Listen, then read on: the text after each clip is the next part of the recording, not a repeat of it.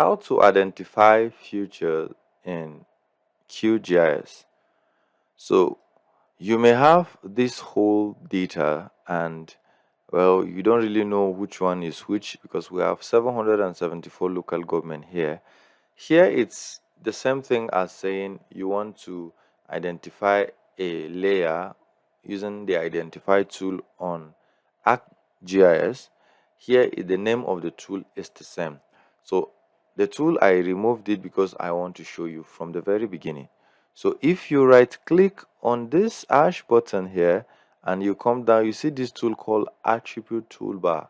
Yes, the identify tool is hidden inside. So with this, you come up here and you click on this.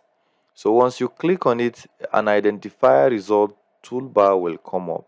So on any of these places you are interested in, if you want to know what this is, you just click on it.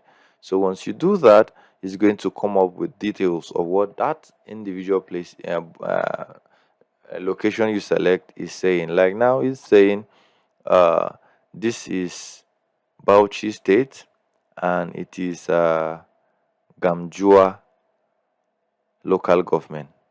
That's what it's saying. So anyone you pick, you have an identity and the display of what is in the attribute.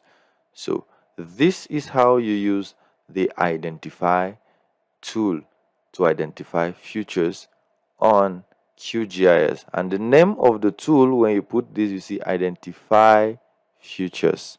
All right, so I believe you've learned how you can identify futures on QGIS. So bye bye. Thank you for watching.